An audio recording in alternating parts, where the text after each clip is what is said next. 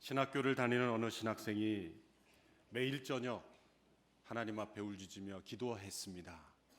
하나님, 제가 이 신학교까지 왔는데 왜 이런 어려움이 계속되는 것입니까? 다른 사람들이 알지 못하는 그런 어려움 속에서 그는 매일 기도했습니다. 어느 날 하나님께서 그에게 응답하셨습니다. 그에게 들려온 하나님의 음성은 바로 이것이었습니다. 내가 언제 너에게 신학교 가라고 했니? 기대 밖의 음성이었습니다. 우리가 어떤 일을 계속하고 하나님을 위하여 살아간다고 하지만 열매가 없을 때 우리는 가장 먼저 이러한 질문으로 돌아가야 합니다. 하나님이 과연 나를 이 일로 부르셨는가? 그것이 신학교 가는 문제만이 아니고 우리의 직업, 우리의 모든 선택에 있어서 하나님이 과연 나로 하여금 이것을 선택하게 하셨는가? 이것이 가장 중요하고 근본적인 질문인 것입니다. 하나님의 사람은 언제나 나의 선택보다 하나님의 선택을 더 중요시하는 사람입니다. 가장 중요한 자질이 바로 거기에 있습니다. 사도 바울은 이러한 자질을 군인에 비유했죠. 디모데후서 2장 4절의 말씀을 보시면 함께 읽어보겠습니다. 군 복무를 하는 사람은 아무도 자기의 사사로운 일에 얽매이지 않는다. 이는 자기를 군인으로 불러 모은 사람을 기쁘게 하기 위한 것입니다. 부르심을 받은 사람은 언제나 부르심과 소명을 따라 움직일 수 있도록 자신의 선택에 대하여 포기를 선언한 사람입니다. 다니엘은 어린 시절 바벨론으로 끌려왔습니다. 평생을 바벨론에서 살아야만 했습니다. 그러나 그는 그것이 바로 자신을 향한 하나님의 부르심이라는 것을 깨달은 사람입니다. 그리고 순종한 사람입니다. 그래서 그는 그 자리를 피하려고 하지도 않았고 도망하지도 않았고 자신의 삶을 포기하지 않았습니다. 부르심을 따라 사는 사람은 언제나 맡겨진 일을 합니다. 아무리 어렵고 힘들고 어떤 고난이 다가온다 할지라도 그 자리를 피하지 않습니다. 그러나 자신이 선택한 일을 하는 사람은 어려움과 고난이 오면 피하고 도망갑니다. 그리고 자신이 원하는 것을 쫓아 또 다른 일로 향합니다. 부르심을 따라가는 사람은 언제나 맡겨진 일을 하는 사람입니다. 그러나 자신의 선택에 의해서 움직이는 사람은 자신이 하고 싶은 일만 하는 사람입니다. 우리의 삶은 어떠한 삶입니까? 아무리 힘들고 어려워도 하나님이 맡겨주신 그 일을 하는 저와 여러분이 되기를 축원합니다. 다니엘은 결코 자신이 스스로 바벨론의 고위직에 오르려고 노력한 사람이 아닙니다. 그는 하나님이 부르신 자리에서 충성스럽게 그러나 거룩하고 순결하고 하게 살려고 노력했을 뿐입니다. 그러나 자기가 원하지 않았지만 그는 하나님께서 바벨론의 높은 자위에 그를 부르신 것입니다. 그는 선지자도 아니었고 또 제사장도 아니었고 설교자도 아니었습니다. 그러나 그는 바벨론 왕궁에서 행정가였지만 정치가였지만 하나님의 비밀과 하나님의 계시를 풀어낼 수 있는 하나님의 사람으로 쓰임 받은 것입니다. 하나님은 결코 우리의 타이틀에 따라 우리를 사용하지 않습니다. 우리가 어떤 직위를 가졌느냐가 아니라 하나님의 부르심을 따라 살아가고 있는가, 거기에 따라 우리를 사용하시는 하나님인 것을 믿으시기를 바랍니다. 두 번째, 우리가 질문해야 되는 질문이 있습니다. 나는 과연 하나님께서 쓰시기에 합당한 자로 준비되었는가? 하나님이 부르신 것은 분명하지만 과연 이 부르심에 합당한 자로 내가 준비되었는가? 디모데후서 2장 20절 말씀을 같이 한번 읽겠습니다. 시작. 큰 집에는 금그릇과 은그릇뿐 아니라 나무그릇과 질그릇도 있어서 어떤 것은 귀하게 사용하고 어떤 것은 막 사용되기도 한다. 그러므로 누구든지 이러한 것에서 자신을 깨끗하게 하면 21절 그는 주인이 모든 일에 요긴하게 사용된다 말씀하고 있습니다. 여러분, 어떤 그릇이 주인이 요긴하게 사용하는 그릇입니까?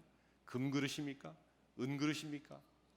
귀한 손님이 와서 대접을 하려고 그릇을 찾았는데 금그릇을 찾았습니다. 그러나 그 가운데 오물이 가득히 있습니다. 어떤 그릇을 주인이 사용하겠습니까? 깨끗한 그릇을 요긴하게 사용하는 것입니다. 세 가지 종류의 인생이 있습니다. 첫 번째는 생존을 위해 사는 삶, survival life, 생존을 위해서 사는 삶입니다.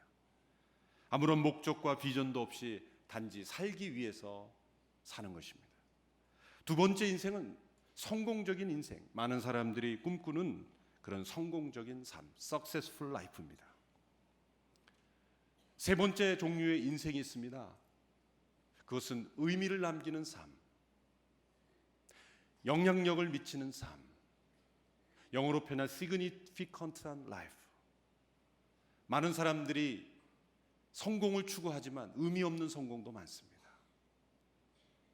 다니엘의 인생을 보면 하나님께서 다니엘을 통해서 우리에게 주시는 메시지는 어떻게 하면 바벨론에서 살아남을 수 있는가를 우리에게 보여주기 위해서 다니엘서를 기록한 것이 아닙니다. 어떻게 하면 이방 땅에서 높은 고위직에 오를 수 있느냐, 성공할 수 있느냐, 다른 사람이 부러워하는 사람이 될 수 있느냐를 가르쳐 주는 것도 아닙니다. 다니엘은 분명 이 두 가지 인생도 살았던 사람입니다. 그러나 하나님이 우리에게 다니엘을 기록해 주신 것은 세 번째, 어떻게 의미 있는 인생을 살 수 있을 것인가. 이 의미 있는 인생을 추구하면 앞에 두 가지는 저절로 따라오는 것입니다. 그러나 앞에 두 가지만 추구하는 삶은 세 가지에 이르지 못할 때도 많습니다. 너희는 먼저 그의 나라와 그의 일을 구하라. 그리하면 이 모든 것을 너에게 더하시리라 하시는 말씀은 하나님의 부르심을 따라 하나님이 나를 하여금 이 시대에 어떤 의미 있는 삶으로, 어떤 의미를 남기는 삶으로 나를 부르셨는가를 확인하고 그 삶에 나의 모든 것을 내어 맡길 때 처음과 두 번째 것은 다 따라오는 것입니다. 생존을 위한 삶뿐만 아니라 많은 사람이 볼 때 참 성공적인 삶이었다. 그러나 그 성공이 어떤 의미를 가져다 주느냐까지 대답할 수 있는 인생이 되는 것이죠. 하나님께서 다니엘을 바벨론 왕궁에서 높은 지위에 그리고 영향력을 미칠 수 있는 위치에 두신 세 가지 중요한 의미가 있습니다. 그의 인생을 통해서 이루신 의미. 첫 번째는 하나님께서 이방 땅에서 하나님의 존귀한 이름을 드러내셨다는 것입니다. 그 당시 사람들은 전쟁에서 지고 이기는 것을 그들이 믿는 신의 능력을 평가하는 기준이었습니다. 사회적 기준으로 보면은 이스라엘이 믿는 하나님은 바벨론의 이방신보다 못한 신이 되어버린 것입니다. 그러나 결코 그런 것이 아니라는 것. 하나님은 살아계시고 온 천하의 하나님이시고 열방을 다스리시는 하나님이라는 것을 이 다니엘 한 사람을 통해서 이방 땅에 보여주신 것입니다. 두 번째는 하나님의 선택한 백성, 이스라엘 백성들을 그 바벨론 땅에서 보호하시고 이 바벨론을 통해서 그들의 삶을 생존을 지켜주시고 그들이 그 땅에서 살 수 있도록 약속의 자녀들에 대한 하나님의 사랑을 베풀어 주셨다는 것이죠. 세 번째 의미는 이 다니엘을 통하여 미래의 일에 대한 환상과 계시를 보여주셨다는 것입니다. 마치 요한계시록을 보는 것과 같습니다. 구약의 요한계시록이 바로 다니엘 아닙니까? 나라가 멸망해서 비참해진 그 시대에 이스라엘의 역사가 완전한 절망에 빠져 있는 그 시대에 하나님은 새로운 비전과 환상을 보여주신 것입니다. 하나님이 시작하신 역사에는 언제나 절망으로 끝나지 않습니다. 희망으로 끝납니다. 하나님의 결론은 언제나 긍정입니다. 하나님의 결론은 언제나 해피엔딩입니다. 하나님의 섭리의 그 목적은 언제나 희망입니다. 그러나 그 과정은 절망이 있을 수 있습니다. 그 과정은 불행해 보이는 사건이 있을 수 있습니다. 그러나 하나님의 결론은 언제나 긍정입니다. 이 벨사살 왕이 잔치를 열고 하나님이 보여주신 신비한 손가락이 쓴 글씨를 보고 놀랐을 때 다니엘은 여전히 바벨론에 살고 있었습니다. 이때의 다니엘의 나이를 추정해 보면 이 80대가 훨씬 넘은 나이입니다. 적어도 80이 넘은 나이. 오늘날 이 사회적으로 보면 은퇴한 나이지요. 그러나 하나님의 사람은 나이와 상관없습니다. 사회는 80대 이상이 되면 이제 은퇴해야 될 나이라고 말합니다. 그러나 하나님의 부르심을 따라 살아가는 사람에게는 이런 사회적 은퇴가 없는 것입니다. 세상의 지식은 언젠가는 쓸모없을 때가 옵니다. 새로운 지식이 발견되면 내가 가지고 있는 지식이 사용될 수 없는 때가 옵니다. 그러나 하나님의 사람, 부르심을 따라 가는 사람들에게는 일평생 쓰임받는 삶이 되는 것입니다. 작년 새벽기도에 오셨던 방지율 목사님께서 하신 말씀이 제 마음속에 아직도 남아 있습니다. 내 인생의 철학은 녹슬어 버려지는 인생이 아니라 쓰임받아 닳아 없어지는 인생이 되는 것입니다. 얼마나 멋진 말입니까? 쓰임받지 않아 녹슬어서 버려지는 인생이 아니라 너무 많이 쓰임받아 달아 없어지는 인생이 되게 하소서. 다니엘이 일평생 하나님 앞에 귀하게 쓰임받은 모습입니다.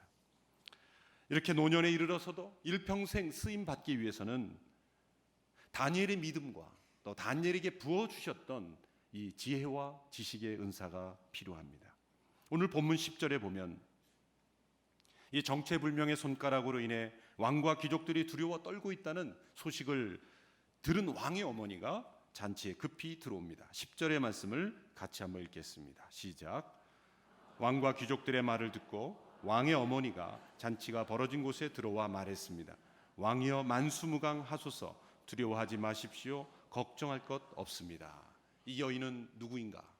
왕의 어머니라고 되어 있지만 이 여인이 벨사살 왕의 친어머니인지 아니면 느부갓네살의 어머니 아니면 느부갓네살의 아내인지 정확하지는 않습니다. 선왕이면 모두 아버지라고 말하는 것처럼 어머니 그러면은 이전 선왕의 아내일 수 있기 때문이죠.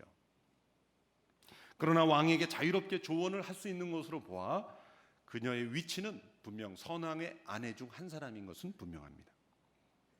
이 왕후는 벨사살 왕이 직면한 이 문제, 해결할 수 없는 이 문제, 그를 두렵게 하고 떨게 만들었던 이 문제를 해결할 수 있는 사람으로 다니엘을 추천합니다.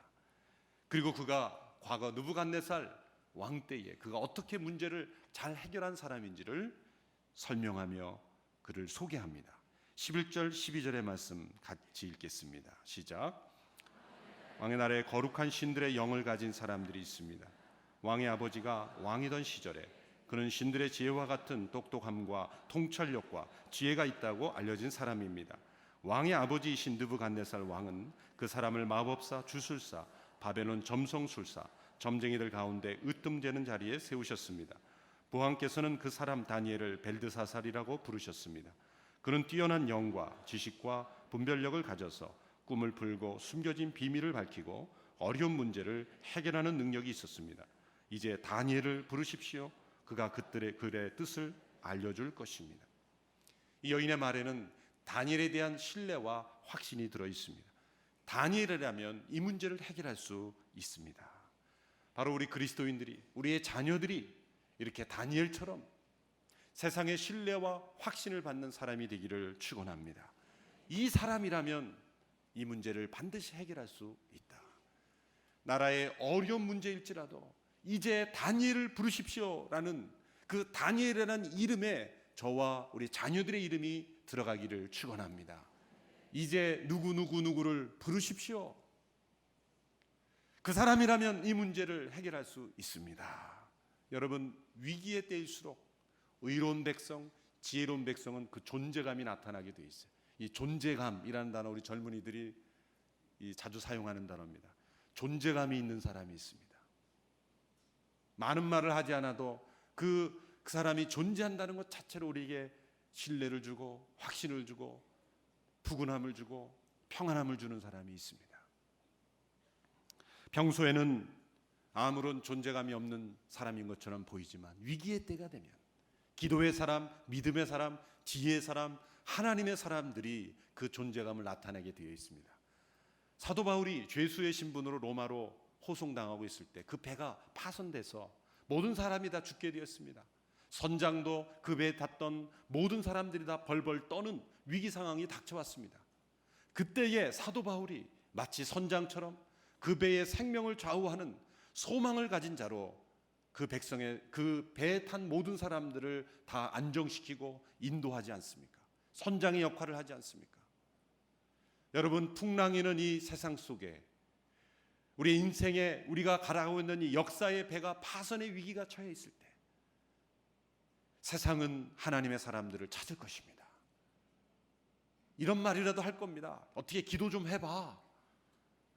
여러분의 기업이 어려울 때 예수 그리스도 믿는 사람들에게 이런 말을 할 겁니다. 어떻게 당신이 믿는 하나님께 기도 좀 해봐.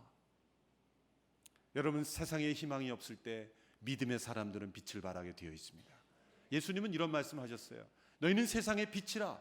산 위에 있는 동네가 숨기우지 못할 것이요. 아무리 불빛을 가리려고 해도 불빛이 있으면 저 상공에서 보면 그 빛은 드러나게 돼 있어요. 6.25 때 전쟁이 났을 때 이 불빛 하나로 그 동네가 폭격당한 사례도 제가 읽어봤습니다. 산 위에 있는 동네가 숨기지 못할 것이요, 우리 안에 있는 하나님의 빛은 우리가 아무리 감추려고 해도 어두운 세상 속에 빛으로 드러나게 돼 있다는 거예요. 많은 사람들이 그 빛 앞으로 나오게 돼 있다는 것이죠. 그 사람을 찾고 부르게 되어 있다는 것입니다.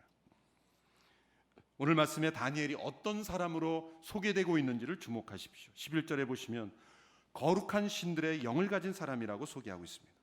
또 신들의 지혜와 같은 똑똑함, 통찰력, 지혜가 있다고 알려졌습니다. 12절에 보면 뛰어난 영과 지식과 분별력을 가진 사람, 꿈을 풀고 숨겨진 비밀을 밝히고 어려운 문제를 해결하는 능력을 가진 사람이라고 소개되고 있습니다. 한마디로 이 다니엘은 성령의 은사 중에서 지혜와 지식의 은사를 받은 사람이었습니다. 여러분, 성령의 은사 중에서 아주 중요하면서도 사람들에게 잘 알려져 있지 않은 은사가 바로 이 지혜와 지식의 은사입니다. 이 12절에 보면 꿈을 풀고 숨겨진 비밀을 밝히는 것은 바로 지식의 은사입니다. 어려운 문제를 해결하는 능력은 바로 지혜의 은사입니다. 대개 이 지혜와 지식의 은사는 함께 연결되어 나타나는 것이 대부분입니다. 왜냐하면 지식이 있어야 지혜를 발휘할 수 있거든요. 함께 나타나기도 합니다. 고린도전서에 보면 성령의 은사를 설명할 때 제일 먼저 언급된 은사가 바로 지혜와 지식의 은사입니다. 고린도전서 12장 7절에서 8절을 같이 읽습니다. 시작. 각 사람에게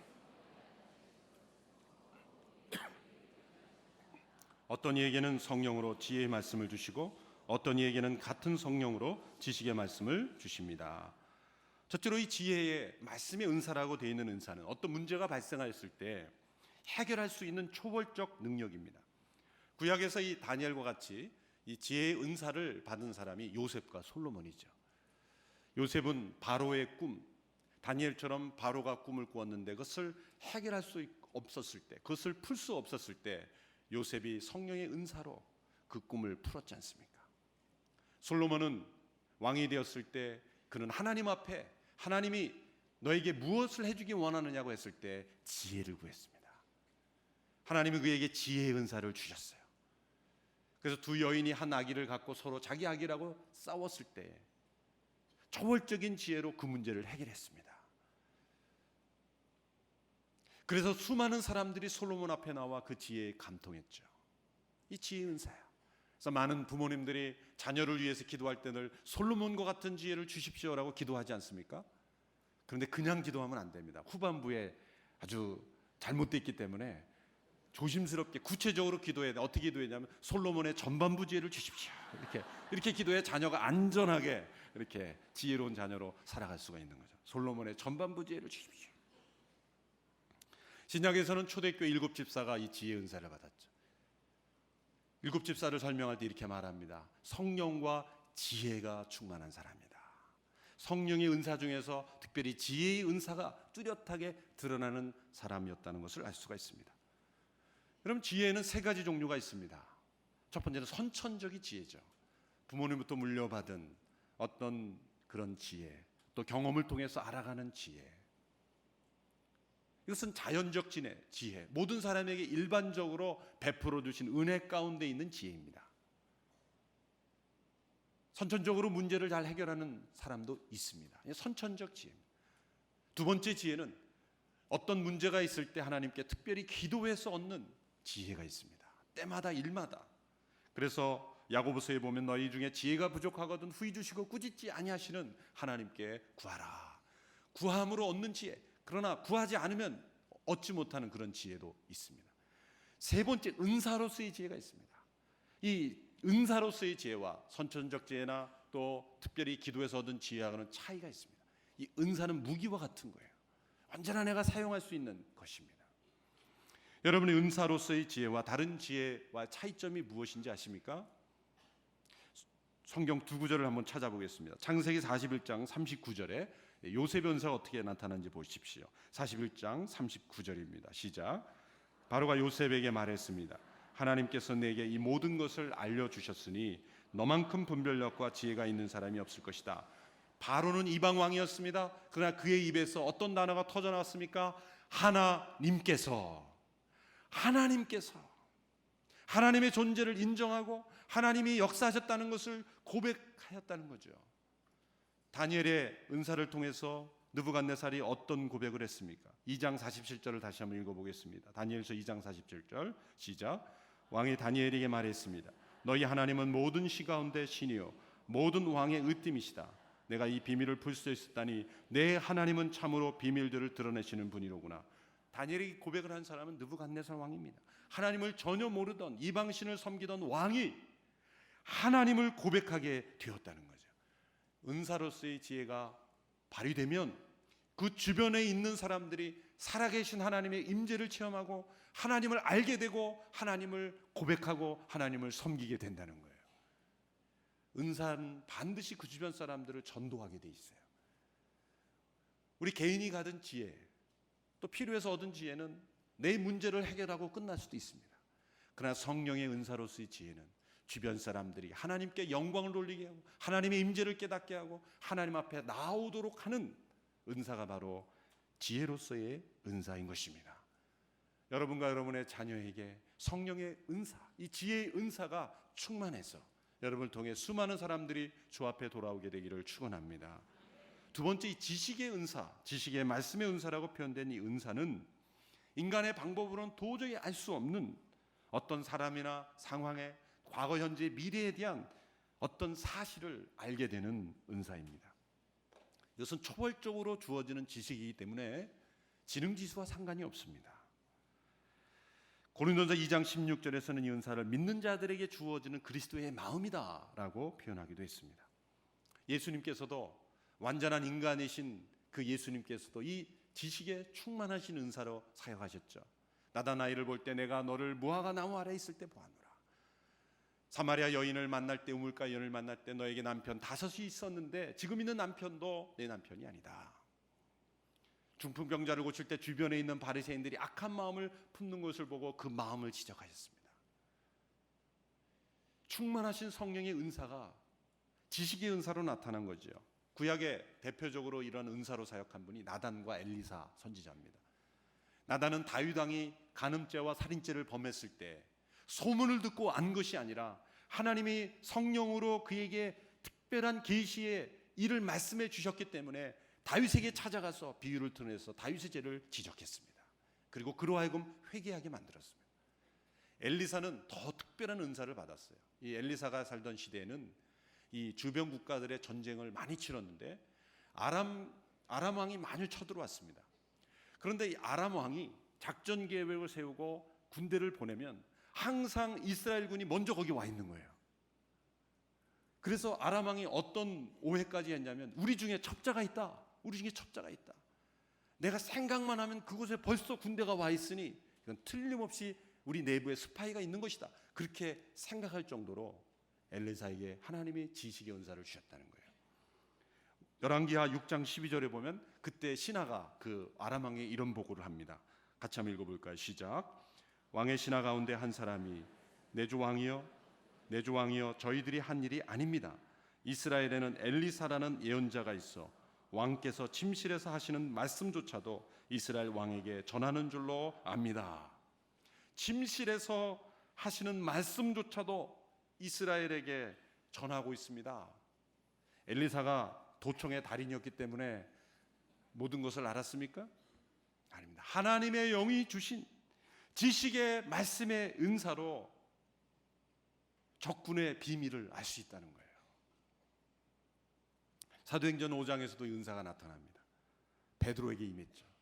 아나니아 삽비라가 헌금으로 성령님을 속일 때 베드로는 그들의 교회에 오기 전에 미리 알고 있었어요. 사실 아나니아 삽비라는 좀 억울할지 몰라요. 왜냐하면 그들은 헌금을 안 한 사람이나 한 사람이잖아요. 속였을 뿐이지 하긴 했잖아요. 그들의 마음속에 시기심, 질투심 그런 것들이 일어나서 바나바가 모든 것을 다 바쳤다고 했을 때 우리도 모든 것을 다 바쳤다고 말하고 싶어서 모든 것이라고 다 말해놓고 일부를 뺀 거죠. 어쩌면 그들이 가지고 있는 부동산이 그동안에 시세가 올라가지고 우리가 오른 금액으로 하지 말고 오르기 전에 금액으로 냅시다. 그래서 전부를 낸 거 아닙니까? 뭐 그렇게 합리화했을지도 몰라요. 어쨌든 성령님을 속인 거예요. 베드로가 그걸 알았죠. 누가 너희로 하여금 성령을 속이게 하느냐. 그랬을 때 아나니아 삽비라를 하나님이 데려가셨어요. 무서운 시대였죠. 교회가 처음 시작될 때 거룩하고 순결한 시대에 하나님은 엄격하게 다루신다는 거예요. 오늘날 이런 지식의 은사가 나타나면 얼마나 많은 사람들이 괴로울까. 오늘날에 이 성령님이 이렇게 역사하시면 헌금 시간에 죽어나가는 사람이 많을 것 같아서 하나님이 염려가 돼서 내버려 두시는 것 같아요. 베드로가 그런 은사로 사역했어요. 교회 역사를 통해서도 신실한 하나님의 사람들의 사역에 이런 지식의 은사가 많이 나타납니다. 아주 유명한 복음적인 설교가 프레드릭 마이어라는 분이 에딘버러에서 설교를 하는데 갑자기 이런 설교 중에 이런 말을 했습니다. 이곳에 3파운드 18슬링을 훔친 사람이 이곳에 있습니다. 그 프레드릭 마이어는 누가 거기 있는지 알지 못한 겁니다. 나중에 집회가 끝나고 어느 젊은 남자가 와서 목사님 저를 아시나요? 제가 바로 그 사람입니다. 지식의 은사죠. 빌리 그레함 목사님도 마찬가지였어요. 존 F 케네디 대통령이 달라스로 여행을 할 때 그는 백악관에 전화를 했습니다. 그 참모들에게 대통령에게 나쁜 일이 생길 것 같은 그런 느낌이 들기 때문에 여행을 하지 않는 것이 좋겠습니다. 그런 전화를 한 거예요. 참모들은 웃으면서 목사님의 기도는 감사하고 염려는 감사합니다만 예정대로 해야 되겠습니다. 강행을 했을 때 1963년 11월 22일 달라스 시내에서 존 F 케네디 대통령이 퍼레이드를 하는 중에 총살을 맞았습니다. 암살을 당했습니다. 이러한 일들, 교회 역사를 통해서도 하나님이 영으로 충만한 사람들에게 지식의 은사를 부어주시는 경우가 많습니다. 되게 신유의 은사를 받은 분들에게도 이 지식의 은사와 함께 동반되는 경우도 있죠. 어떤 병을 가진 사람들이 이곳에 있는지를 아는 거예요. 그것을 위해서 기도하게 하시는 거죠. 여러분이 악한 세상 속에서 하나님의 사람들이 하나님의 임재를 나타내려면 이런 성령님의 은사가 필요한 것입니다. 하나님의 사람들에게 주신 무기입니다. 이런 은사를 사모해야 하는 것입니다. 그런데 이런 은사들이 어떤 사람에게는 주어지고 어떤 사람에게 주어지지 않고 그 은사가 나타나지 않는 이유는 무엇입니까? 기도가 부족한 것입니까? 물론 기도가 부족할 수도 있습니다. 그러나 그 기도의 이유와 동기가 훨씬 더 중요합니다. 얼마나 열심히 기도했는가 보다 얼마나 그 동기와 이유가 순수한가가 더 중요합니다. 고린도전서 14장 1절에서는 그 이유를 이렇게 대답하고 있습니다. 같이 한번 읽어볼까요? 시작. 사랑을 추구하십시오. 신령한 것들을 열심히 구하되 특히 예언하기를 간절히 구하십시오. 사랑을 추구하십시오. 여러분이 고린도서 14장 1절 전장은 무슨 장입니까? 13장이죠. 당연히 13장이죠. 13장은 사랑에 대한 많은 구절입니다. 사랑은 오래 참고 사랑은 온유하며 사랑은 시기하지 않아요. 사랑에 대한 말씀이 왜 그 가운데 들어가 있습니까? 13장 이전 장은 무슨 장입니까? 12장이죠. 12장. 잠 깨는 말이죠. 12장과 14장이 다 은사에 관한 말씀이에요. 12장도 은사에 관한 말씀, 14장도 은사에. 그런데 왜 은사와 은사 사이에 왜 13장에 사랑에 관한 말씀이 듭니까? 그 은사가 왜 일어나고 그 은사를 어떻게 활용하고 은사를 사용하는 목적이 무엇이고 어떻게 하면 은사를 받을 수 있고 무엇을 위해서 은사가 존재하느냐? 바로 사랑을 위해서 존재하는 것이다. 누가 은사를 받느냐? 하나님을 깊이 사랑하고 영혼을 깊이 사랑하고 나라와 민족을 깊이 사랑하고 병자들을 깊이 긍휼히 여기고 열방을 깊이 사랑하는 영혼들에게 하나님이 성령의 은사를 부어주시는 거예요. 그 은사가 활용될 때 무엇이 나타납니까? 사랑의 열매가 나타나는 것입니다. 그 은사가 왜 존재합니까? 사랑 때문에 존재하는 거예요. 따라서 열심히 은사를 구하는 것보다 더 중요한 것은 열심히 사랑하는 것입니다. 그래야 은사가 나타나는 거예요. 이 병 고치는 은사를 가지신 분을 보면 되게 제가 그런 목사님을 봤어요. 저 강원도에 은사를 가지신 분이 있는데 그 신유 은사를 가진 보니까 본인이 아프더라고요. 본인이 아프다는 거예요. 그래서 저도 그 분께 이렇게 기도를 같이 받으려고 갔는데 어디가 아프다고 자꾸 그러는데 정확한 거예요. 그래서 어떻게 하십니까 했더니 자기가 아프다는 거예요. 아주 좋은 은사가 아니더라고요. 만나는 사람마다 자기가 아파 보십시오.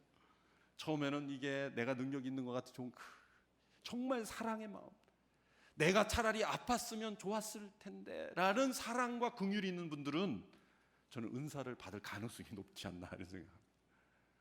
그리스도의 긍휼, 예수님께서 은사를 행하시고 놀라운 기적을 행하실 때마다 어떤 멘트가 따라오냐면 불쌍히 여기사, 컴패션, 불쌍히 여기사, 그 마음으로 고쳐주셨다는 거예요. 오늘 이 다니엘에게 그에게 부어주셨던 지혜, 똑똑함, 명철함, 어려운 문제를 풀 수 있는 능력, 숨겨진 비밀을 풀 수 있는 능력, 그것은 선천적인 능력이 아니었습니다. 부모님을 잘 만나서 부모님의 높은 지능지수를 이어받았기 때문에 풀 수 있는 게 아니에요. 우리는 2장에서 그 비밀을 이미 보았습니다. 그가 위기에 처했을 때, 그가 고난 속에 처해 있을 때 그는 친구들과 손을 잡고 기도했습니다. 단지 살기 위해서 기도한 것이 아니라 하나님의 영광이 나타나기를 위해 기도했습니다. 하나님을 사랑했습니다. 그리고 그 바벨론 영혼들도 사랑했습니다. 그리고 이스라엘 백성들을 사랑했습니다. 사랑으로 충만한 다니엘과 새 친구들에게 하나님의 성령의 충만한 능력을 주시고 그 시대에 그들에게 가장 필요한 이 지혜와 지식의 은사로 그들에게 기름 부어 주신 것입니다. 오늘 이 시대에 우리 모두에게 우리에게 사랑이 가득하기를 축원합니다. 그리고 이런 성령의 은사가 충만하게 나타나기를 축원합니다. 이 악한 세상에, 이 하나님을 믿지 않는 이 패역한 세대에 그들의 마음을 주 앞에 돌아오게 하기 위해서는 우리 믿는 그리스도인들, 우리 자녀들에게 이 지혜와 지식의 연사가 충만하기를 기도합니다. 13절 이하에 보면 다니엘이 왕 앞에 불려왔습니다. 왕이 나를 찾았기 때문에 기분 좋아서 달려온 것이 아닙니다. 또 반대로 악한 왕이 나를 찾으니 나는 가기 싫다, 거부하지도 않았습니다. 다니엘이 왜 벨사살 왕 앞에 순순히 왔습니까? 하나님의 부르심이었기 때문에 온 것입니다. 그는 왕에 의해서 움직여지는 사람이 아니라 하나님에 의해서 움직여지는 사람이었던 것입니다. 하나님이 부르시고 하나님이 하라고 하신 일을 하는 사람이 바로 하나님의 사람인 것입니다. 대조적으로 다니엘을 부른 벨사살 왕은 점잖은 척, 두렵지 않은 척 하면서 다니엘에게 이렇게 말합니다. 그의 말을 보면 아주 무시하는 태도를 봅니다. 아주 거만한 말을 하는 것을 볼 수가 있습니다. 13절에 보면 이렇게 말합니다. 그래서 다니엘이 왕 앞에 불려갔습니다. 그러자 왕이 다니엘에게 말했습니다. 내가 내 부왕께서 유다에서 포로로 잡아온 유대 사람 다니엘이냐? 왜 갑자기 출신을 끄집어내죠? 현재의 다니엘은 느부갓네살 왕을 살려내고 이 바벨론 왕국에서 고위직을 역임한 사람입니다. 그런데 벨사살 왕은 제일 처음으로 돌아가서 너가 유다 포로 출신 다니엘이냐? 왜 이러는 것입니까? 거만한 거예요. 상대방을 깔아뭉개는 거죠. 여러분, 다른 사람을 만날 때 출신부터 따지는 분은 교만한 사람입니다. 이 다니엘은 당당합니다. 그러나 두려움에 떨고 있는 벨사살 왕은 상대방을 끄집어내리면서 자신을 높이고 있어요. 벨사살 왕에게 소망이 없다는 것이 여기서 발견됩니다. 그 거만과 교만을 여전히 버리고 있지 않습니다. 하나님이 불로 바로 심판하셨을 수도 있음에도 불구하고 왜 조용히 손가락으로 그 두려움이 임하게 하셔서 왜 그 손가락으로 글씨를 써주셨습니까? 왜 고민하게 하셨습니까? 왜 무릎이 부딪힐 정도로 두려우게 하셨습니까? 회개케 하시려고 그 마지막 두려운 순간에 하나님을 인정하고 회개할 수 있는 기회를 주셨음에도 불구하고 그런 교만의 껍질이 벗겨지지 않았어요. 거만한 마음이 벗겨지지 않았어요. 그리고 두 번째로 보면 여전히 세상적인 방법으로 문제를 해결하려고 합니다.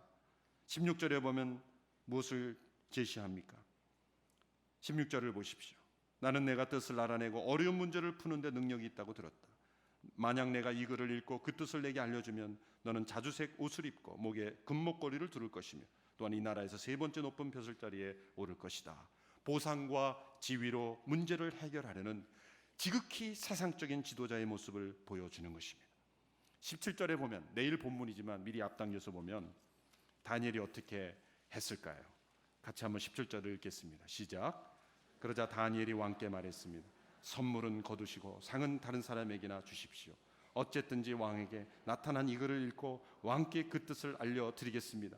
선물은 거두시고 상은 다른 사람에게 주십시오. 선물과 상을 받기 위하여 사는 사람이 아니었기 때문입니다. 성령의 은사는 선물과 상에 의해서 발휘되는 것이 아니기 때문입니다.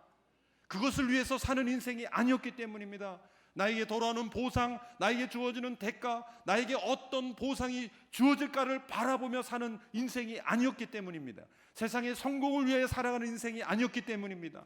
하나님이 나를 어떤 의미 있는 인생으로, 어떤 부르심으로, 어떠한 영향을 줄지만을 생각하며 하나님의 부르심을 따라 살아가는 인생이었기 때문에 선물은 거두시고 상은 다른 사람에게나 주십시오.